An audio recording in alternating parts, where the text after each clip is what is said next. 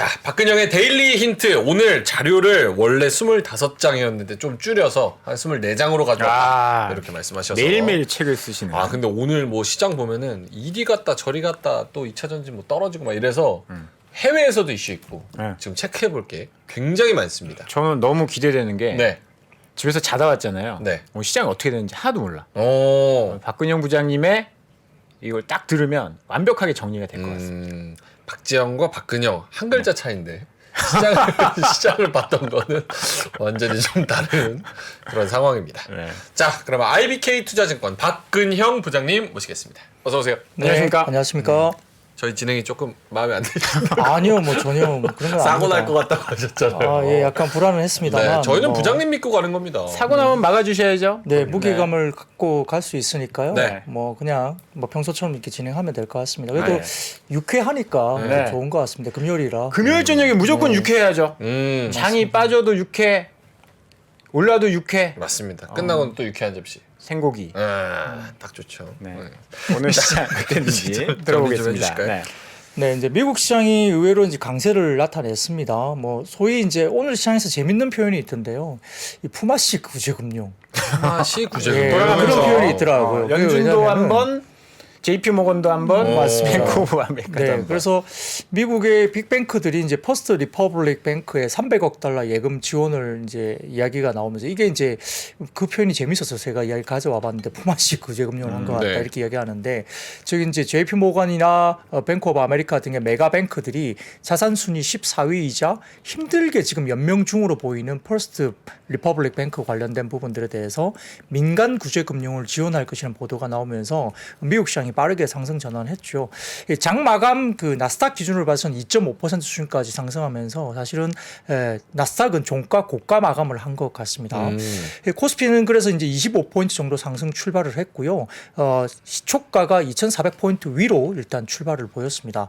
전체적으로 어느 정도 이제 출발을 갭 상승한 이후에 시장은 외국인 경계 매물 출회로 상승폭이 축소됐는데 이때 이유가 있습니다. 그게 네. 뭐냐면 사진 하나 띄워주시면 좋습니다. 네.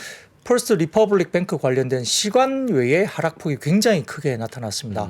그게 왜냐하면 전체적으로 퍼스트 리퍼블릭 시간의 하락 이유는 3월 9일 이후에 이제 뭐 연방주택융자은행 등에 대해서 이제 자금을 지원받았다는 사실이 알려지긴 했지만은 보통주에 대한 배당을 중단하기로 결정했다 이렇게 소식이 나왔습니다.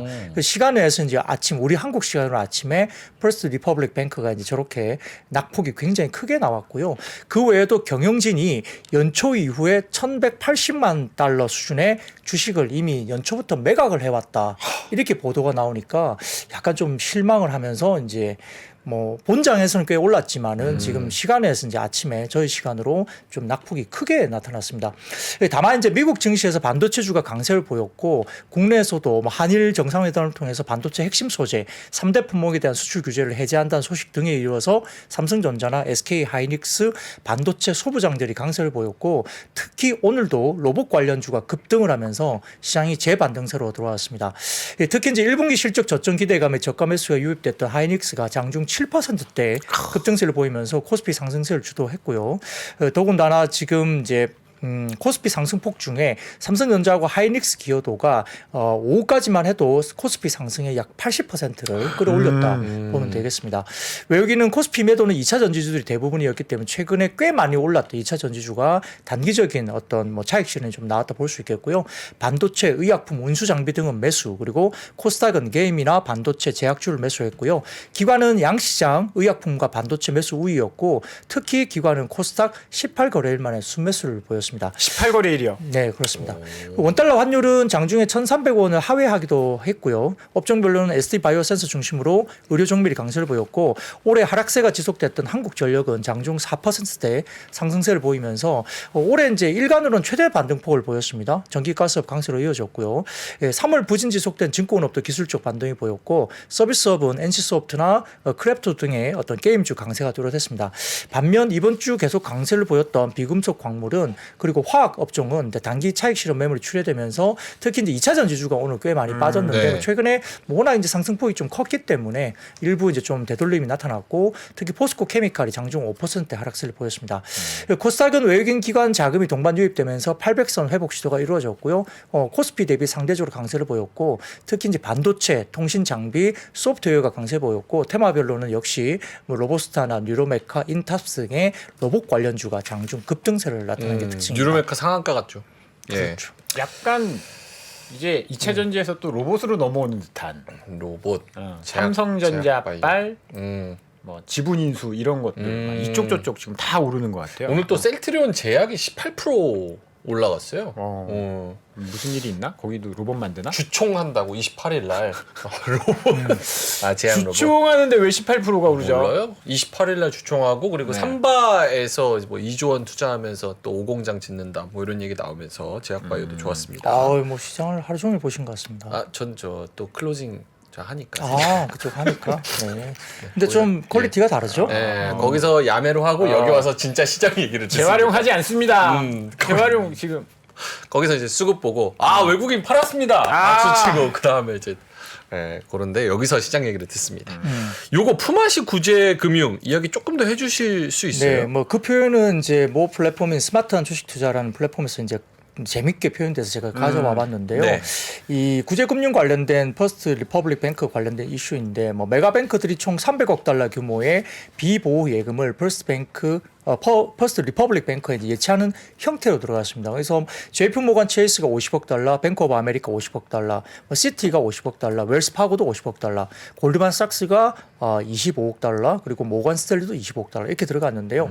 최근 일주일간 미국 은행들이 페드로부터 총 그러니까 이게 좀 1,650억 달러를 사실은 미국 은행들이 최근 일주일 사이에만 1,250억 달러를 대출을 한 겁니다. 근데 그래서 일각에서는 이게 사실상 QE로 전환된다는 말을 하는 분도 계시지만 저희 입장에서는 그렇게 보기에는 좀 이르다고 개인적으로 생각하는데요. 은행 자체를 뭐 지키기는 뭐 형태에 따라서 정부가 개입한다. 그러니까 뭐 자금을 또 우리나라처럼 이렇게 정부가 뭐 돈을 밀어주고 이렇게 뭐 방어를 해주고 이런 부분들이 사실은 미국의 대선 모드를 앞두고 정치적으로 매우 그러니까 민감하고 상당히 좀 리스크도 있기 때문에 결국 이제 세금을 일단 뭐 어떤 은행을 위해서 뭐 사용했다는 비난도 있고 이게 이제 미국 시장에서 모럴 해저드로 이야기가 될 수 있는 상황입니다만 그래서 이제 민간 차원의 자생적 구제 금융 형태로 어제 고언이 된 거로 볼 수 있습니다. 약간 압박한 거 아닐까요? 정부에서 그럴 수도 있고 뭐 스토리는 저희가 알 수 없죠. 근데 아무튼 그런 이야기들도 있었지만은 더군다나 이제 JP 모건 체이스와 모건 스탠리가 퍼스트 리퍼블릭 인수 논의가 있다라는 로이터 통신에 이제 기사가 있는데 그거는 좀 띄워주시면 될 것 같습니다. 그래서 로이터 통신을 통해서 이제 어쨌든 퍼스트 리퍼블릭 관련된 그 피인수 논의가 이게 되고 있다고 이제 기사가 나왔고 더군다나 이제 JP 모건이 주장하기를 UBS가 크레딧 스위스도 인수할 가능성이 있다라고 또 언급을 하면서 뭔가 좀 봉합이 되는 듯한 느낌도 좀 있는 상태입니다. 근데 여기에 대해서 이제 신영증권에서 오늘 이제 좀 코멘트를 낸 게 있는데 좀 저도 이게 상당히 좀 중요한 포인트로 생각이 드는데요. 다음 사진을 먼저 좀 띄워주시죠. 이게 뭐냐면은 페드 밸런스 시트거든요. 그러니까 페드가 이제 QT를 하면서 굉장히 많이 줄여야 된다는 이야기를 계속 해왔습니다만 이게 1년 만에 연준의 밸런스 시트가 다시 증가세로 돌아서기 시작했습니다. 아까 말씀드렸듯이 급하게 지금 막 대출 막 일으키고 있잖아요. 은행들이. 그렇게 되다 보니까 이게 거꾸로 가고 있는데 단기 유동성이 빠듯해진 은행들이 앞다투어서 연준에게 뛰어가서 이게 디스카운트 윈도로 해가지고 재할인율 창구라고 할 수 있습니다. 여기를 통해서 단기 유동성 공급을 받기 시작했고요. 거기에 따라 이제 저렇게 밸런스 시트가 다시 올라가기 시작합니다. 그래서 지난주에만 연준의 스탠딩 레포 창구를 통한 단기 자금 대여가 1,600억 달러 이상으로 증가됐기 때문에 사실은 이게 이번 주 발표된 BTFP하고는 별도로 대출이 이루어진 거니까 그래서 이것 때문에 시장에서는 QE의 시작인가라고 말을 하는 분도 계십니다만 그건 조금 제가 보기엔 앞서가는 이야기인 것 같습니다. 근데 저게 QE가 아니면 그러니까 뭐 그럴 수도 있는데요. 그럴 수도 있는데 제가 조금 네. 그 이야기를 좀 드리자면 그 다음 사진을 좀 보여주시면 이게 좀 뚜렷하게 나타납니다. 재할인 창구와 관련된 FDIC 대출은 대부분 뉴욕 연은과 샌프란시스코 연준에서 계속적으로 이제 집중된 거라는 거죠. 네. 저 보라색이 샌프란시스코 그리고 저 하늘색이 뉴욕. 네, 그렇습니다. 샌프란시스코가 저렇게 많은 이유는 실리콘밸리가 그 근처에 있나? 그렇죠. 당연한 소리죠. 그래서 시그니처 뱅크와 그다음에 SVB 해당 지역의 브릿지 은행들이 유동성을 끌어당기고 있는 거죠. 그러니까 특정 지역에서 끌어당기고 있는 거기 때문에 이거를 QE로 해석한다? 이거 조금 뭐 그럴 수도 있겠지만 이건 조금 얘가 너무 좀 앞서 나가는 듯한 느낌이 들고요. 외관상 볼 때는 늘어나서 QE처럼 보이는데 네네네. 이게 그 특정 실리콘밸리 그쪽 문제 때문에 특정 지역에만 늘어나는 거라서 네네. QE로는 좀 보기 어렵다. 네, 그리고 이제 사실은 연준이 뭐 마음을 좀 돌려서 뭐 QT를 뭐 지속하지 않거나 네. 중단을 하거나 뭐 여러 가지 이슈가 좀 있어야 되는데 사실 2019년 7월에도 결국 연준이 항복 선언하면서 그때 이후에 네. 공식적으로 항복 선언을 하면서 시장이 겨우 이제 안정을 찾았던 사례가 있는데 다음 사진을 좀 띄워주시면 이게 굉장히 좀 재밌는 표인데요. 이 끝부분을 보시오, 끝부분.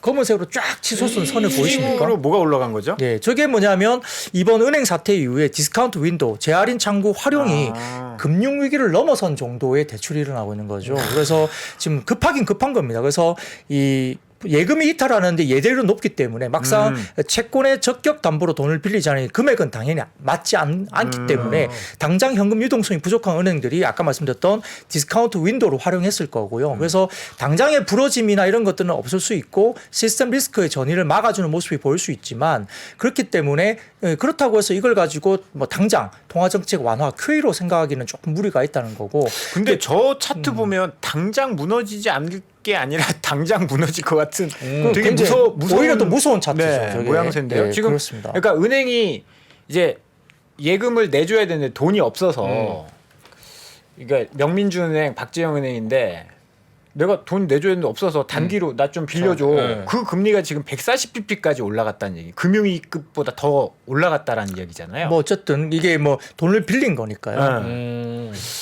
그러니까 이게 이제 디스카운트 윈도우에서 빌린 돈에 대한 그 추정인데 네. 과거 금융위기 2008년 9년보다 지금 더 많이 대출이 단기로 땡겨진 거죠. 근데 지금 몇 네. 개 은행에서만도 그런데 만약에 여기서 조금 더 스텝이 더 나가서 이런 사태가 조금만 더 나가도 지금 그래프가 되게 다이내믹하잖아요. 맞아요. 예. 그래서 이제 그 표현을 제가 드릴 건데 네. 말씀드렸지만 단기적으로 이것 때문에 통화량이 늘릴 수도 있는 거죠. 뭐 QE처럼 보일 수 있는 부분도 있지만 이게 중장기적으로는 통화량이 오히려 줄어드는 이슈일 수도 있다는 겁니다. 왜냐하면 통화량은 연준의 총 자산도 되게 중요하긴 하지만 통화 승수로 계산되는 민간의 부분도 되게 중요한데 결국 은행들이 유동성을 확보하기 위해서 뭐죠? 대출 신규 중단을 중단하거나 그다음에 뭐 연장하는 기준을 매우 엄격하게 하거나 아니면 또 신규 대출을 줄여 있는 식으로 정책을 규제를 또 은행들이 옥죄일 수도 있다는 거 본인들이 살기 위해서 그렇게 되면 정부도 위험자산 비율을 추가적으로 규제하려고 준비할 수밖에 없는 상황이기 때문에 이것 때문에 여러 가지로 뭐 증시가 좀 안정을 찾고 반등을 주고는 있지만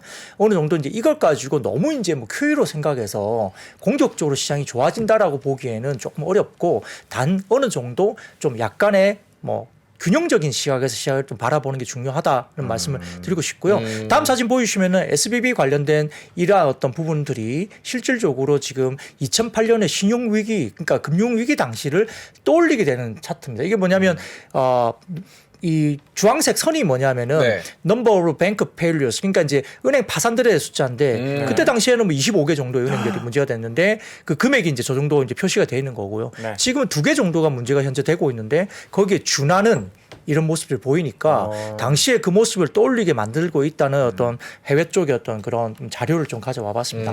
근데 더 문제는 어제도 제가 잠깐 말씀을 드린 적이 있는데요. 오늘은 이제 두 분은 처음 들으신 이야기겠지만은 미국의 어떤 그런 어떤 부동산, 사업용 부동산 관련된 이슈가 네. 약간 우리가 좀 조심스럽게 좀 계속 체크를 해봐야 된다는 이게 이슈입니다. 은행 다음에 부동산이에요?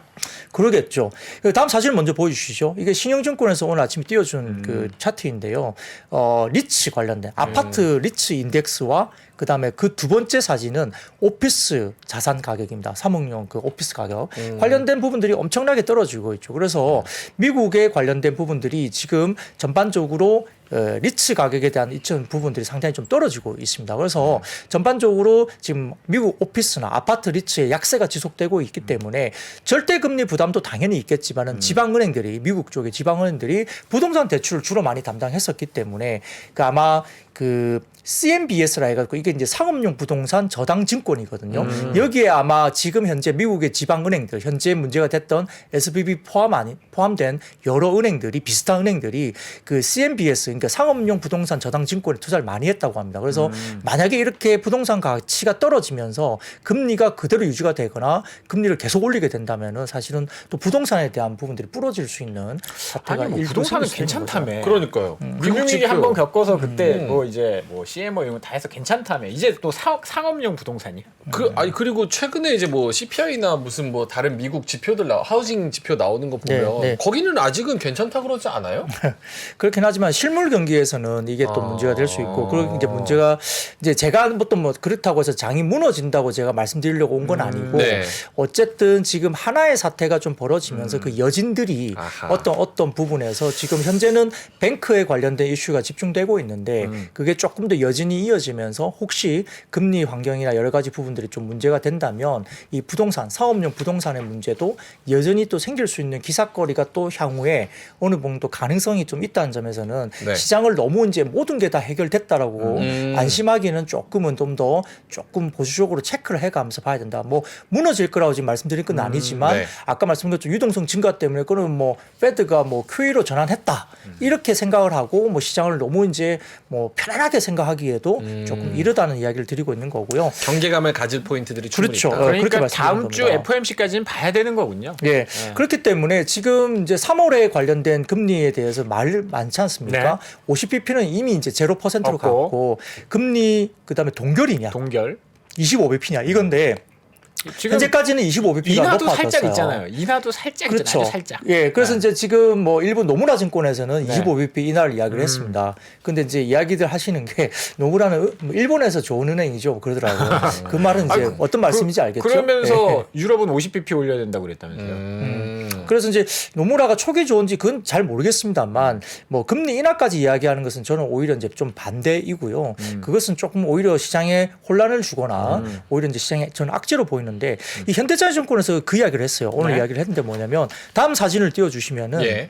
이 각 그 환경에 따라서 이야기를 한 겁니다. 그래서 페드가 타이트닝하면서 크레딧이 이징이 되거나 페드가 이징되고 크레딧이 이징되거나 뭐 각각의 이제 사례를 놓고 보는데 지금 만약에 금리 인하가 과연 이번에 3월달에 하는 게 좋은 것이냐에 대한 코멘트를 이야기를 했는데 증시의 가장 부정적인 시나리오가 페드가 이징하면서 네. 금리를 인하시키면서 크레딧이 이제 타이트닝해지는 그 국면이다라는 거죠. 그러니까 지금은 크레딧은 굉장히 타이트닝 가지고 있잖아요. 네. 근데 이번에 만약에 페드가 이징 해버리면 페드가 인하를 해버리면은 가장 최악의 시나리오라고 이제 보는 거죠. 그게 과거에 이렇게 보면 이렇게 사분면으로 봤을 때 오른쪽에 빨갛게 동그라진 친 점이 결국은 그때 당시를 이제 이렇게 우리가 분석을 해보니까 네. 이 뭐라 그럴까 전체적인 시장의 수익률이 별로 안 좋게 나왔던 겁니다. 그래서 이제 상대적으로 봤을 때는 페드가 타이트닝 하더라도 크레딧이 이징되면 나쁘지 않았고 그리고 전반적으로 페드가 이징하면서 크레딧도 이징되면 상당히 좋은데 네. 아무튼 전반적으로 봤을 때 페드가 금리를 인하하면서 크레딧이 굉장히 타이트닝한 구간에서는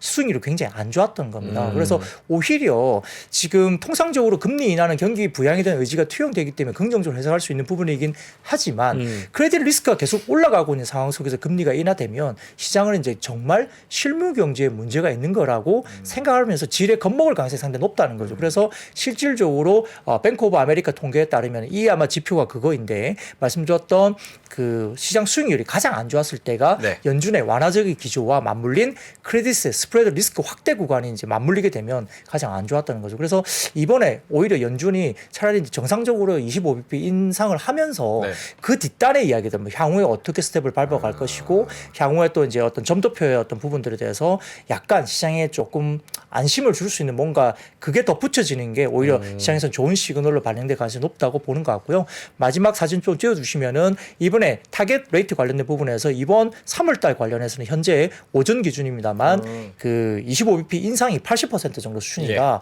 뭐 이렇게 가는 게 맞지 않느냐 이렇게 이야기를 하는 것 같습니다. 동결이 20% 정도.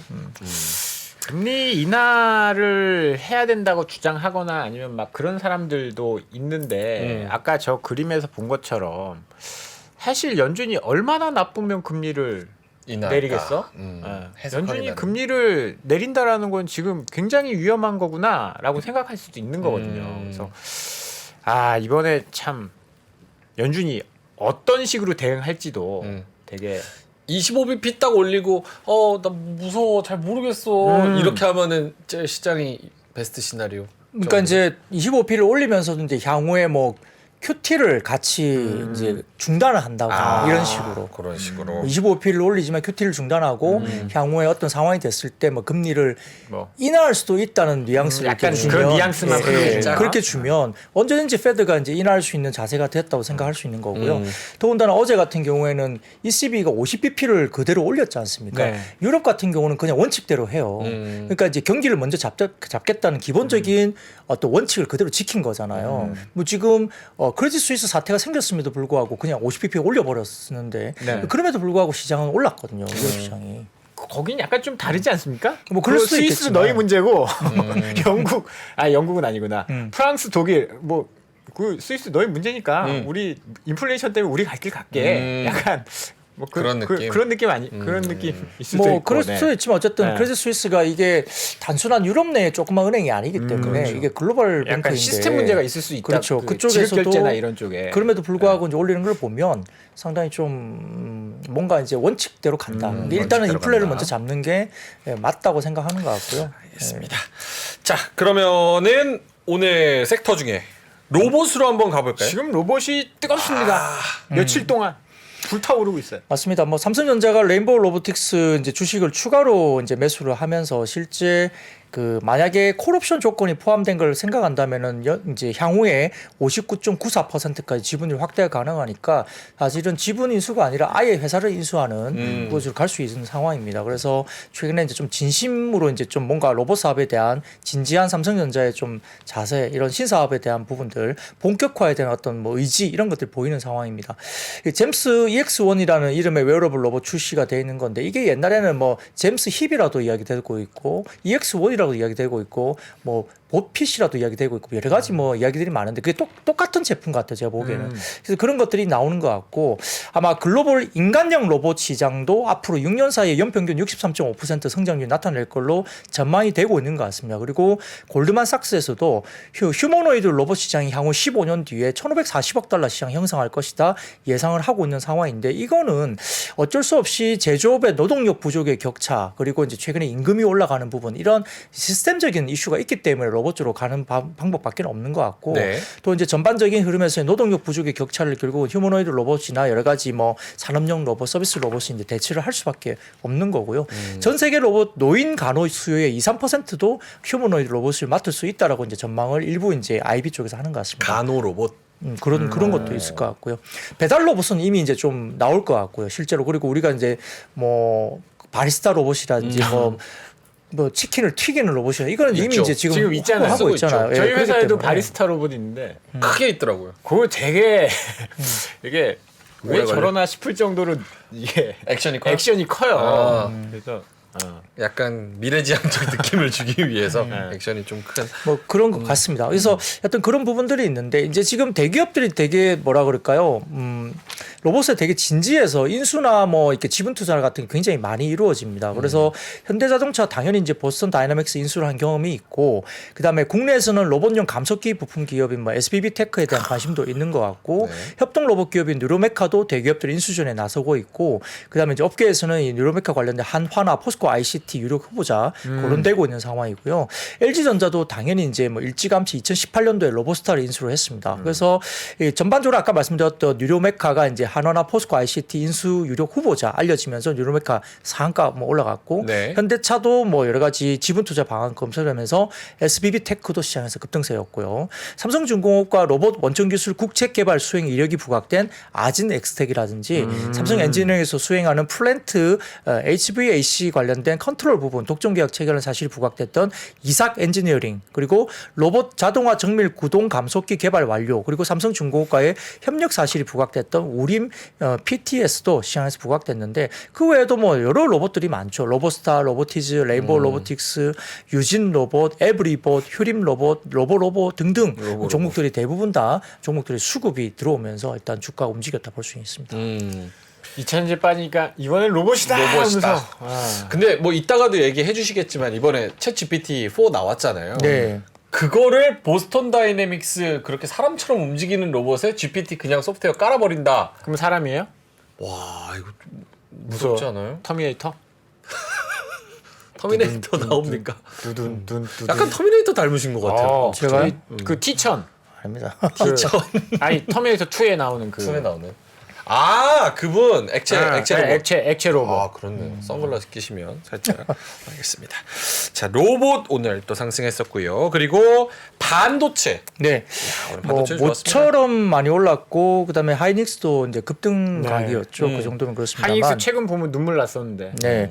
그 다음 사진을 먼저 띄워주시면은 일본이 한국에 대한 반도체 소재 3개 품목, 불화수소, 그다음에 불화 폴리이미드, 그다음에 포토 레지스트 이 부분에 대한 수출 규제를 해제하기로 발표했습니다. 뭐 관련된 부분들은 뭐 사진을 참고하셔서 보시면 될 것 같고요. 네. 이 부분에 대한 양자 협의 방침 발표 이후에 14일에서 16일까지 일본 경제산업성과 제9차 한일 국장급 수출 관리 정책 대화를 개최하는 상황이 벌어졌습니다. 그래서 전반적인 흐름에서의 어떤 부분들에 대해서 이게 화이트 리스트 그러니까 이제 간소화 혜택을 주는 백색 국가 리스트 조치에 대해서 원상 회복하도록 논의한다 이렇게 나온 것 같습니다.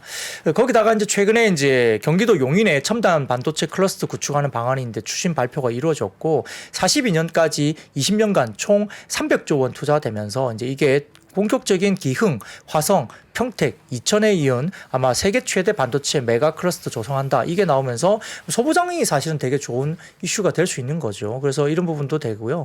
그다음에 K 침스법 관련해서도 관련된 투자 금액에 대한 대기업과 중견기업의 세액 공제율을 현행 8%에서 15%로 중소기업은 현행 16%에서 25%로 상향하는 골자가 나왔기 때문에 이게 소위에서 통과된 개정안이 이제 기재회의 전체 회의나 법제사법위원회를 거쳐서 이번 달 말 본회의에서 처리되면 사실 최종 통과를 앞두고 있는 상황입니다. 그러다 보니까 이것도 이제 어느 정도 불거지면서 관련된 소부장을 포함한 반도체주를 상당히 좋았는데 이 미래에셋증권에서 오늘 리포트가 하나 나왔습니다. 관련해서 이 반도체 이제 오히려 앞당겨진 정상화 시기라는 제목의 리포트를 냈는데 이게 상당히 좀 좋지 않을 걸로 이야기됐던 사이클이 좀 앞당겨진다라고 좀 이야기가 됐어요.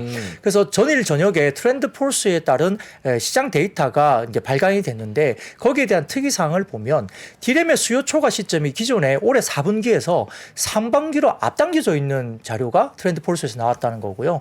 올해 4분기 기준 공급 초과율의 강도도 기존 마이너스 0.6%에서 마이너스 5.8%로 공급 초과율 강도가 굉장히 많이 큰 폭으로 이제 마이너스권으로 확대됐다는 거니까 공급이 초과되는 게 많이 빠진다는 겁니다. 그러면 이제 수요가 좀 줄더라도 재고가 확 줄어들 수 있는 거겠죠. 디램의 올해 연간 수요 증가율은 기존의 9.5%에서 8.8%로 소폭 하향 조정되긴 했지만은 공급 증가율을 기존의 6%에서 3.3%로 크게 낮춘 것이 원인이라는 겁니다. 그러니까 공급이 확 줄 거로 예상한 거죠. 그래서 이제 시황이 4분기까지 조금 시황이 늦어질 거로 본 것을 3분기로 땡겨진 자료가 나온 겁니다. 그래서 이런 부분들 때문에 아마 예상보다 더 업황 때문에 공급 총과율이 1분기에 12.5%에서 13.6%로 높아지면서 사실 굉장히 우려한 모습들이 보이고 있지만 그렇기 때문에 공급사들이 2분기부터 오히려 더 추가적으로 적극적인 감산이 이루어질 것을 고려한 어떤 데이터다 이렇게 이야기를 한 것 같고요. 네. 연간으로는 지금 뭐 삼성전자 같은 경우도 P3의 60K 증설 계획이 계속 유지가 되고 있지만 15 라인을 마이너스 25K, 17 라인을 마이너스 30K, P1 라인을 마이너스 5K 등 계속 가동률 축소를 계속 반영하고 있다 이렇게 이야기를 한 것 같습니다. 그래서 이런 부분들 때문에 삼성전자도 아마 조금 가동률을 낮추는 게 생기게 되면 그 나머지 경쟁사들, SK 하이닉스 포함한 나머지 경쟁사들은 이 가동률을 빨리 낮출 수 있는 조절의 운신의 폭도 더 커진다 이런 입장인 것 같고요. 여기에 따라서 뭐 디램이나 여러 가지 부분에서 실적이 굉장히 안 좋겠지만은 하이닉스에 대한 저점 매수 시점이라고 판단하면서 이야기를 했는데 또 별도로 하이닉스 이슈를 또 냈습니다. 그래서 충분히 바닥이라고 이야기를 하면서 하이닉스 관련된 리포트를 내면서 매수가 12만 원을 이제 이야기를 했는데 사진을 먼저 띄워주시면요. 네. 그 1분기 영업 적자를 4조 3천억까지 전망했습니다. 최근에 대신증권이 영업 적자 1분기 SK 하이닉스 4조 2천억을 낸 적이 있거든요. 이게 최근에 본 게 이제 어느 정도 이 정도면 거의 아마 하향 조정이 1분기 마무리된 정도까지 빠진 거다. 이렇게 이야기 나왔는데 오늘 미래에셋증권에서는 영업 적자 4조 3천억까지 봤습니다. 더 많이 본 거죠, 적자를. 그런데 그럼에도 불구하고 미래에셋증권에서는 이제 실적 저점 형성 기대 때문에 경쟁사의 공격적 가격이나 정책에 따른 뭐 디램의 ASP 관련된 부분들이 많이 빠지겠지만은 이 부분에서 이제 좀 충분히 바닥권이라고 이야기를 했습니다. 그래서 전반적으로 봤을 때는 지금 아마 올해 연간 적자는 11조 4천억까지도 본다는 거죠. 컨센이 지금 올해 하이닉스 적자 컨센이 9조 9천억인데요. 오히려 미래에셋증권에서는 11조 4천억까지 적자 관련된 부분을 이야기를 하는 것 같습니다. 근데 적자가 11조. 네. 그렇게 본 것 같아요. 근데 이제 2분기 적자폭 축소가 될 것 같은데 2분기 영업 적자는 3조 1천억까지 이야기를 하는 것 같습니다. 네. 그래서 여전히 2분기도 적자이지만 12개월 포워드 기준 PB가 1.2배 도달한 뒤에 최근에 뭐 급격한 조정 때문에 아마 현재 기준 아마 전일자 기준인 것 같습니다. PBR 기준이 1.02배까지 빠졌다는 건데요. 지금 최근에 보면은 이번 사이클에서는 최근에 한 배 정도에서 바닥 형성이 가능할 걸로 추정을 했고요. 통상적으로 언급하는 락바텀이 이제 하이닉스가 0.7배 정도로 이야기되는데 그건 이제 일간 종가 기준으로서는 0.7배인데 이 전체적으로 주간 종가 기준을 본다면은 PBR 한 배 정도면 바닥을 형성했다는 이야기입니다. 근데 아마 전일 아마 주가가 1.02배 정도까지 PBR이 빠졌다는 겁니다. 그래서 아마 업황 회복 시점 그리고 별개로 PB 저점이 0.9배 정도의 반사적 대기 수요가 많기 때문인데 뭐 수요 촉진의 즉각성 여부를 떠나서 뭐 AI와 연관된 요즘에 뭐 인공지능 관련된 여러 가지 이슈가 또 있잖아요. HBM이나 이런 것들도 마찬가지고요. 이 기대감이 여전히 유효하다 보면서 이 정도면 좀 저점 매수 들어간다 보는데 역시 하이닉스의 총 생산량이나 출하량 재고 전망을 보면 네. 2분기가 재고 피크를 형성한다 보는 거고요. 과거에 다른 사이트도 이렇게 이야기 리포트를 보면 이 절대 재고 수준보다는 재고가 아무리 많다 하더라도 재고 피크를 찍고 빠질 시점에 주가는 항상 우상향했다 이런 리포트도 계속 나오고 있는 관점이라 그 다음 그림 한번 볼까요? 그렇죠. 네. 예, 이거 다음 재고, 그림이요. 예, 그렇습니다. 재고 그래서 피크. 재고 정상 범위가 빨갛게 점선 치고 있는 이 네모난 박스가 재고 정상 범위로 이야기되는 부분인데 지금 이 부분들이 재고 정상 범위를 벗어나고 있고 2분기가 한참 벗어난 재고 피크를 치겠지만 그때가 2분기가 재고 피크를 형성하면서 내려올 것이고요. 실질적으로 정상 범위로 내려오는 것은 내년 1분기 이후 정도로 정상 범위로 내려온다 보는데 근데 주가는 항상 이 피크를 치고 내려올 때 주가가 이제 상방으로 올라간다 뭐 이런 논리를 뭐 미래에셋증권뿐만 아니라 다른 쪽에서 계속 사이클론에 대한 이야기를 하고 있는 상황이라 이런 부분들이 좀 반영이 되고 있는 상황입니다.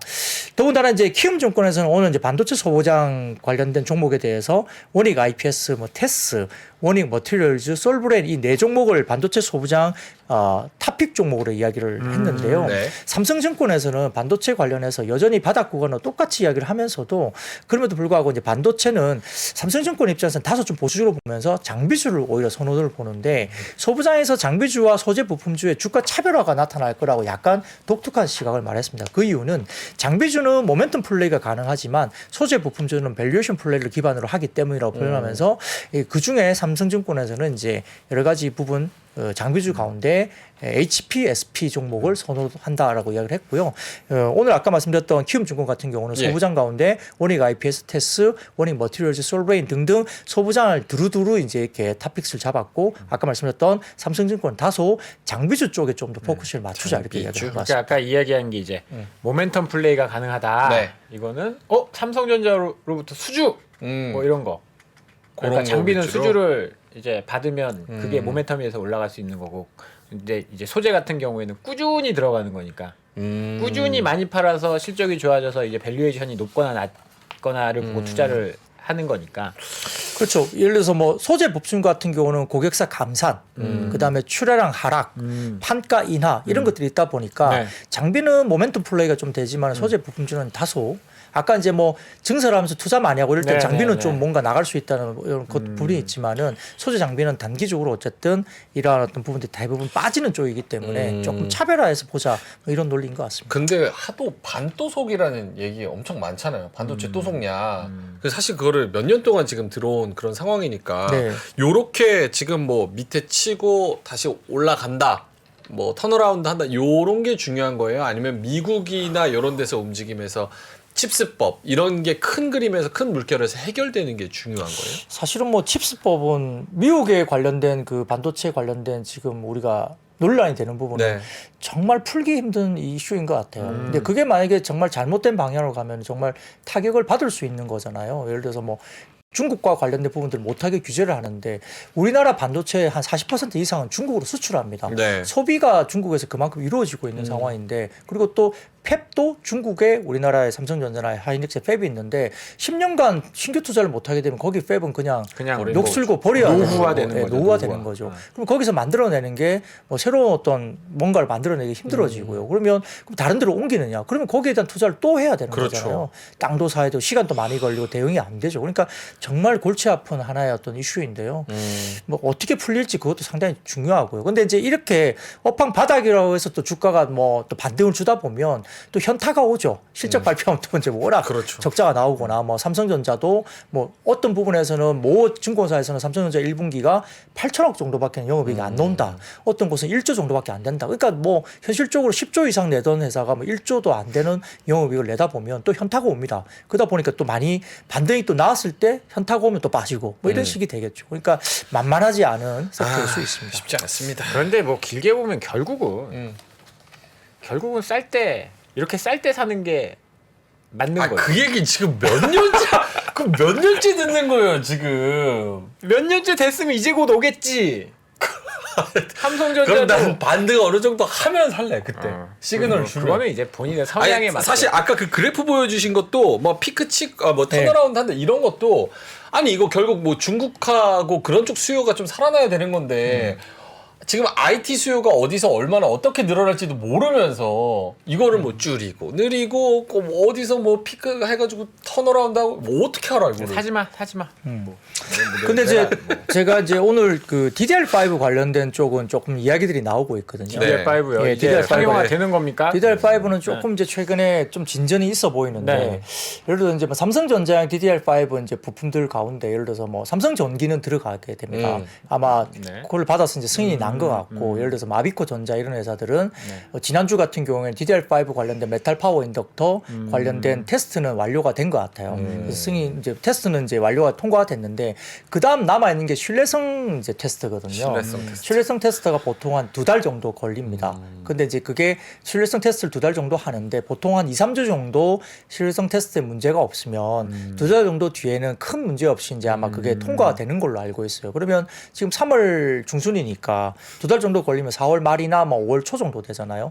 그렇게 돼서 이제 최종 신뢰성 테스트가 끝나면 이제 그 다음에 공장 심사가 들어가요. 실제 만들 수 있는 뭐 캐파가 되는 건지 이게 문제 라인의 문제가 없는지 그러면 뭐 5월이나 6월 정도면 양산에 들어가거든요. 그러니까 그 단계까지 와 있는 거죠. 그래서 이런 어떤 뭐 메탈 파워 인덕터나 그 외에 이제 여타 DDR5 관련된 부품들은 네. 지금 굉장히 이제 어떤 스텝을 계속 밟고 있는 거죠. 그래서 지난주에 뭐 그런 어떤 테스트가 통과되고 네. 신뢰성 테스트로 넘어갔다 이런 이야기들이 있다 보니까 종목들이 그런 식에서 좀 움직이는 것도 있어요. 그러니까 그런 것들은 좀 니치에서 우리가 조금 종목들 지켜볼 관련된 필요가 부분들을 찾아볼 필요가 있고 좀 체크를 해볼 필요는 있습니다. 알겠습니다. 그리고 지금 시스템 반도체 쪽은 되게 좋아요.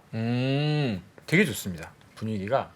그래서 시스템 반도체 디자인하우스 쪽 어제 잘 갔고 가온칩스, AD 테크놀로지 이런 것들 굉장히 좋아서 메모리가 조금 안 좋은 것일 뿐이지 시스템 좋아지고 나면 돌아오겠지. 시스템도 좋아지고 이게 뭐 DDR5도 나오면 ASP도 올라가고 삼성전자 잘 될 겁니다. 한투에서 차장님이 얘기한 레이크 머티리얼스 잘했잖아요. 레이크 그것도 머티리얼스. 반도체입니다. 네, 반도체예요. 반도체.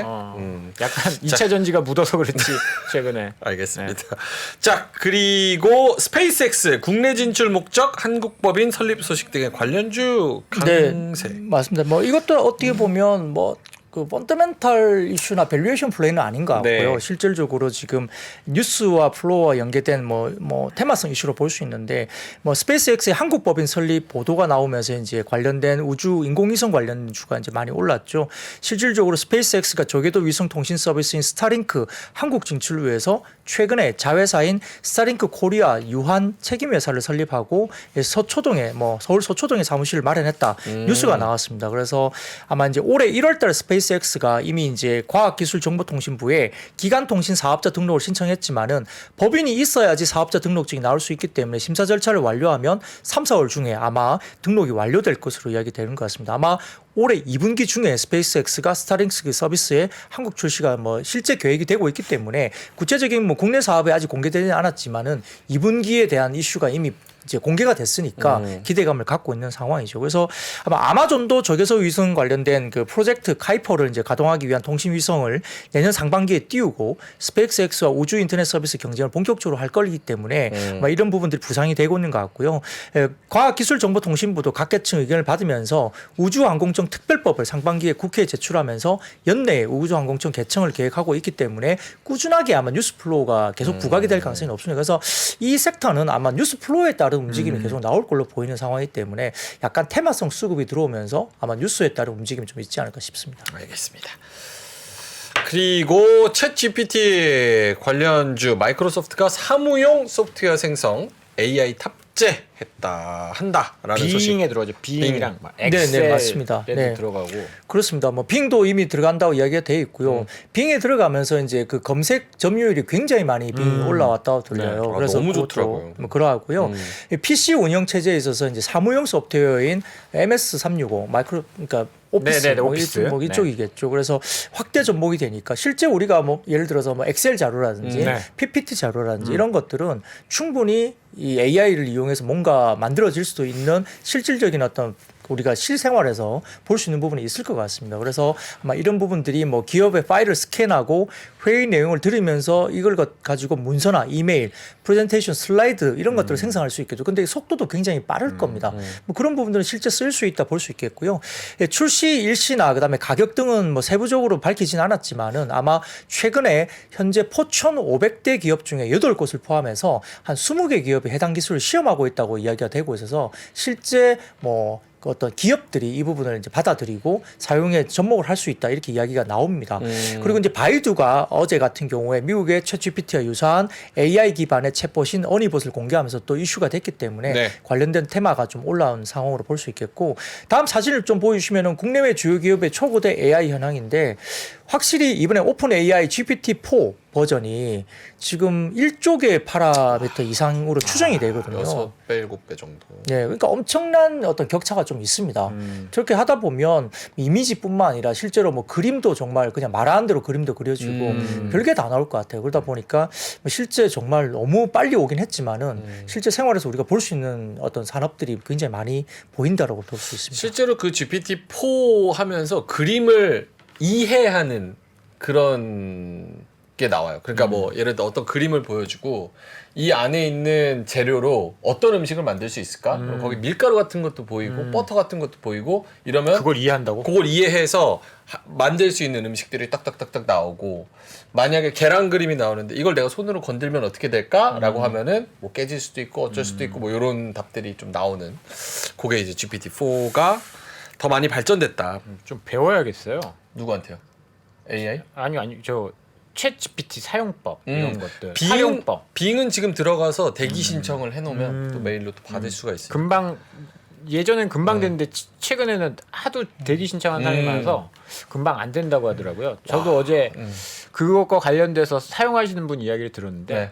엑셀이나 뭐 그 파워포인트에 넣어서 쓰면 굉장히 편하고 완전. 코딩도 뭐 기초적인 건 자기가 알아서 해준다. 와 그러면 지금 뭐 약간 이렇게 그 뭐 애플의 2021년도 2년도 실적을 비교해줘 그러면 이렇게 쫙 나와요. 그러니까 아이폰 실적만 비교해줘 이러면 딱 나와요. 이거 엑셀 표로 만들어줘 하면 엑셀 표로 딱 만들어. 요걸로 기사 써줘 하면 기사 딱 써주고 어미 처리가 좀 불편한데 이걸 다른 걸로 바꿔줘 하면 딱 바꿔주고. 난 대리 때 위에 차장 부장님이 그거 만들어라 그러면 막 이틀씩 30건 그렇죠. 짜증 막 내면 야근하면서 그랬는데 30초면 됩니다. 아이 세상 좋아졌네. 참고로 뭐 저의 이 방송 원고는 제가 합니다. 요거는 박근영 부장님만 할 수 있어요. 요거는 챗 GPT가 못합니다. 못해. 네, 안 돼요. 터미네이터와 AI의 싸움. 자, 알겠습니다. 그리고 다음 뉴스는 네, 중국의 오늘 맞습니다. 뭐 엔터주. 네. 뭐 이게 사실 우리나라한테 빨리 열릴지는 좀 지켜봐야 되겠지만은 아무튼 다음 사진을 좀 띄워주시면 이게 뭐 중국 원문입니다만 원문. 예, 중국의 문화여유국이 전일 통지문을 통해서 이런 통지문을 냈다고 합니다. 그래서 20일부터 3월 20일부터 외국 상업 공연에 신청 접수와 허가를 재개한다 이렇게 밝혔습니다. 지난달인가요? 주걸륜이 이제 오프라인 공연을 했다고 들리죠. 중국에서 주걸륜이 그 콘서트를 했다고 들립니다. 주걸륜 누구죠? 그 주걸륜? 가수 겸 배우가 있습니다. 아마 말할 수 찾아보시면 없는 비밀. 아. 와, 대만계 대만계. 와, 인데 주걸륜 제일 유명한데. 예, 근데 약간 한국을 좀 별로 안 좋아하는 뭐 어떤 배우로 알려져 있어서 논란이 좀 그래요? 있었던 약간 논란이 걸로 좀 있었는데 안 되겠네. 뭐 여튼 이게 중국에서 이제 오프라인 공연이 시작된다고 보이고 13초 만에 뭐 다 팔렸다든가 뭐 그러더라고요. 뭐 근데 여튼 이런 부분에서 이제 뭐 문화여유국에서 중국에서 공식적으로 일단은 그 상업 외국의 상업 공연의 신청 접수와 허가가 재개된다고 이렇게 밝혔기 때문에 그런데요. 아마 지금 그쪽에서 이야기되고 있는 뭐 일부 가수들이 좀 있는 것 같은데 한국 가수는 좀 아직까지는 아닌 것 같아요. 근데 이제 여튼 이렇게 열리게 되면 한류 스타들의 중국 공연 재개에 대한 관심이 쏠릴 수밖에 없고 여기에 따라서 이 기획사들뿐만 아니라 음원 관련된 주들도 오늘 좀 주가가 올랐다 볼 수는 있습니다. 근데 한화투자증권에서 오늘 관련된 이슈를 약간 커멘트를 냈는데요. 네. 자, 표를 좀 띄워주시죠. 이 보시면은 이 제목이 최근에 3월 2일인가 나왔던 그 리포트를 제가 좀 봤는데 이 리포트 제목이 집 밖으로 나온 14억입니다. 14억인데 중국 인구를 이야기하는 거겠죠. 그런데 이걸 보시면은 빅뱅의 이제 2016년 중국 콘서트가 35회 정도였고요. 그다음에 콘서트 매출이 331억을 기록했다고 합니다. 회당 그 미니멈 개런티가 10억 원 정도였죠. 그때 항상 YG가 잘 나갈 때였습니다. 네. 근데 그 뒤로 이제 많이 이제 YG 쪽에 그 미니멈 개런티가 많이 빠지기 시작했는데 블랙핑크의 미주와 유럽의 미니멈 개런티가 최근에 9억 6천 정도 수준입니다. 많이 올랐네. 거의 이제 빅뱅에 준하는 정도로 올라왔죠. 아시아 맥스가 12억 원 정도 되고 있는 상황인데 중국 본토 5개 지역에서 2회씩만 공연해도 콘서트 매출액이 약 120억 정도가 추가가 되는 거죠. 그 2만 명 아레나급 그리고 이제 평균 티켓 가격 ATP라 해가지고 평균 티켓 가격 15만 4천 원 정도를 이야기를 하고 관객당 티켓가의 50% 그러니까 보통 MD 구매가 평균적으로 티켓 가격이 절반 정도 되는 가격을 산대요. MD 구매를 그 콘서트를 보러 간 사람들이. 그래서 평균적으로 그렇게 나오는데 그렇게 하면 MD 매출액만 해도 이제 70억 정도가 이제 추가로 된다는 가정을 하는 겁니다. 그래서 그와 관련된 이야기를 여기 표에 이제 담아 놓은 자료이고요.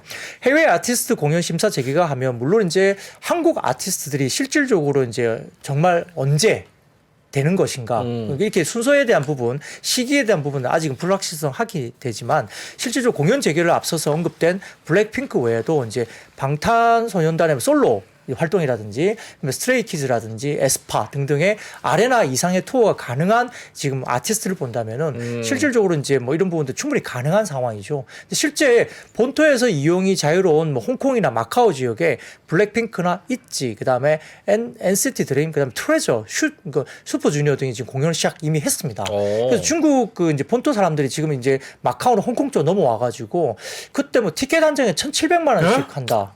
안표가 와. 실제로 그렇게 해서 기사가 나왔었어요. 1,700만 원이요? 예, 그래가지고 뭐 현지에서 막 그게 보도되면서 막 이렇게 뭐 실명제로 가자 어떠고 막 그렇게까지 할 정도로. 실명제. 네, 근데 이제 안표가 이제 기획사한테 좋은 건 아니죠. 그렇죠. 뭐, 기획사가 보는 건 예, 아니에요. 기획사가 버는 건 아닙니다만 그 정도로 이제 수요가 엄청나게 지금 한류 쪽에 폭발하고 있다 이게 보는데 BTS 가면 막 5천만 원 하겠네. 그러면. 뭐 그런 것 같습니다. 그래서 이제 지금 다음 표를 보시면은 그룹별 중국의 그 웨이보 팔로워 수인데요. 이 네. 보시면 엄청납니다. 어휴. 엄청나죠. 귀가 네, 팔로워 수가 엄청납니다. 예. 방탄소년단. 웨이보 팔로워 수가 오른쪽에 보이죠. 블랙핑크가 오른쪽에. 552만 명 정도 되고요. 552만 명. BTS가 551만 명. 블랙핑크가 더 많은 것 같아요. 그리고 뭐 지금 레드벨벳이 130만 명, 그다음에 NCT 드림이 96만 명 정도 수준이고 트와이스도 뭐 거의 87만 명 정도 되는 수준이죠. 이 정도로 이제 지금 웨이보 팔로워 수가 엄청 많고 그다음에 이제 중국 공구 순위입니다. 이게 음반 발매 이후에 이 순위를 보면 음반 판매량도 어마어마합니다. 지금 보면. 그죠? 그러니까 이게 생각보다 이제 한류 관련해서 굉장히 뭐 정부 입장에서는 굉장히 좀 많은 통제를 하고 있지만 실질적으로 중국인들은 이제 국내 한류에 대한 어떤 추가적인 어떤 뭐랄까 우호적인 것들이 더 많이 올라오겠다는 거죠. 그리고 그 다음 표를 보여주시면은 네. 이제 아티스트 관련된 주요 아이돌의 그 홍콩 마카오 지역의 공연 일정인데 있지가 홍콩에서 2번 정도 하고요. 모객수가 28,000명, 슈퍼주니어도 홍콩에서 28,000명, 횟수 2번, NCT 드림도 한 번에 14,000명, 블랙핑크가 홍콩 마카오 쪽인데 3번, 2번 정도 하면서 42,000명과 32,000명 정도를 모객하고 있습니다. 그래서 상당히 많이 블랙핑크가 확실하게 많이 하고 있는 모객을 갖고 있는 거죠. 그리고 이제 공연 관련된 안표 관련된 기사가 이제 나와 있는데 그거는 좀 찾아보시면 나올 것 같고 이만큼 이제 해외 공연 관련된 부분에서 중국에서 일단 열린다는 부분이 열리면서 기대감이 좀 형성되고 있는 모습이 있습니다. 아 아이돌을 할 걸 그랬어. 하고 싶다고 할 수 있나? 에? 의지가 있으면 다 하는 거죠. 중요한 건 꺾이지 않는 마음인데요. 알겠습니다. 오늘 요즘 개성파라서. 네. 개성. 알겠습니다.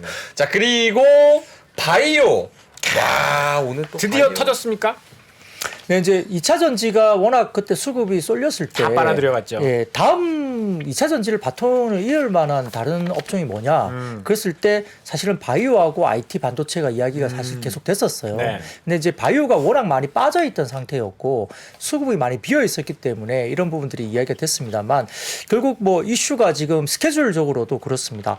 바이오 유럽 스프링과 미국 암 연구 학회 이게 이제 AACR이라고 불리는데 상반기 굵직한 바이오 이벤트가 열릴 것으로 보이고 여기에 네. 참가하는 국내 기업들이 이제 많이 있는 거죠. 그래서 오늘 20일부터 22일까지 스위스 바젤에서 열리는 바이오 유럽 스프링에 제약 바이오 기업들 출격하면서 여기에 한미약품, 샤페론, 그다음에 카나리아 바이오, 메드팩토 등이 이제 관련된 언급이 되고 있는 상황입니다. 그리고 이제 매년 120국에서 2만 명 이상의 연구자가 모여서 암 관련 지식과 임상 연구를 공유하는 국제 암 학회로 세계 3대 암 학회로 뽑히는 미국의 암 연구학회 AACR 이게 다음 달 14일에서 19일까지 열립니다. 여기에서 앱클론, 그다음에 바이젠셀, 한미약품, 지노맨 컴퍼니, 브릿지 바이오 테라피우틱스 등의 주요 이제 바이오 기업들이 참가하면서 관련된 이슈가 있는 거죠.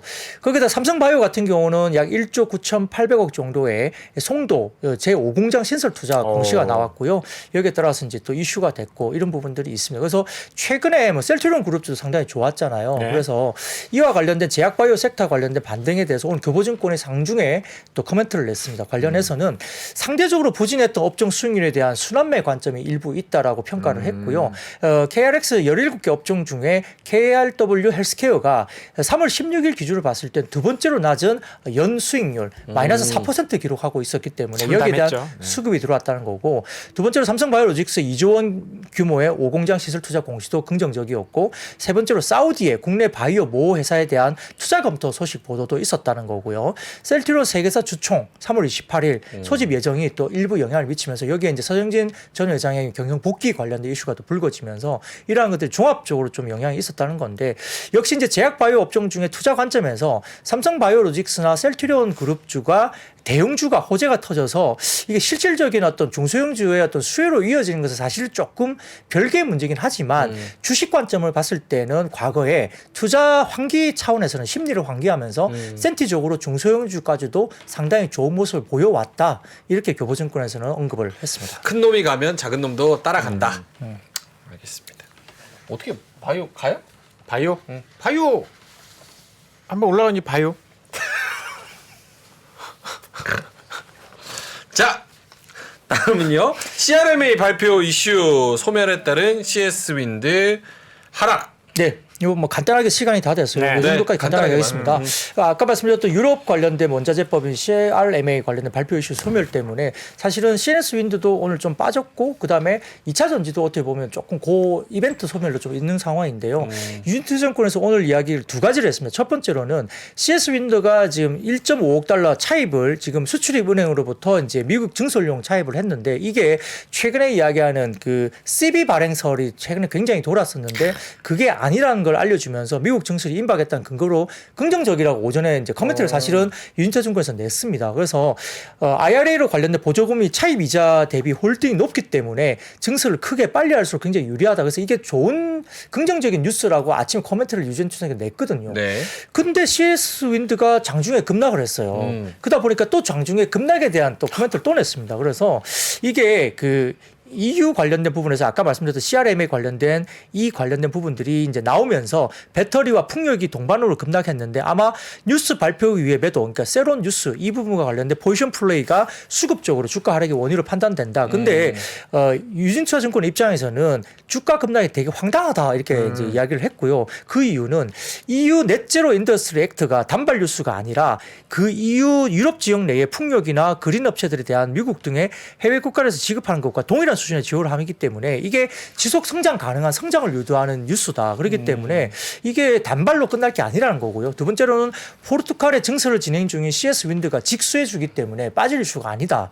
그리고 미국의 IRA에 포함된 타워 생산 보조금이 올해부터 지급됐고요. 이를 최대화하기 위한 증설이 4월부터 시작되기 때문에 호재다는 거고요. 그래서 이제 덧붙인 게 뭐냐면 2차 전지 관련된 소재주는 급등이라도 했지만 네. 이 풍력이 급등한 오른 것도 것도 크게 없는데 그렇죠. 왜 빠지냐 이런 이야기를 한 거죠. 그래서 오히려 좀 기대하고 있었는데. 맞아요. 그래서 글로벌 풍력 시장의 양대 축인 미국과 EU에서 보조금을 수령하면서 성장을 하는 국민의 지휘하는 것이 확정된 이슈이기 때문에 사실은 빠질 이유는 아니라는 겁니다. 그리고 지난해 적자였던 폴스 솔라가 최근에 IRA 효과로 인한 실적 랠리 기대감 때문에 주가가 12년 만에 최고치까지 기록하고 있는데 CS 윈드가 왜 빠지냐 이런 이야기를 한 겁니다. 그래서 사실 뭐 CS 윈드의 주가 약세가 펀더멘털 측면에서는 사실 좀 이해하기 힘들다라는 유진투자증권의 모멘텀을 냈는데요. 근데 약간 한 가지 이슈가 또 있었습니다. 이게 뭐냐면 다음 사진을 띄워 주시면 편합니다.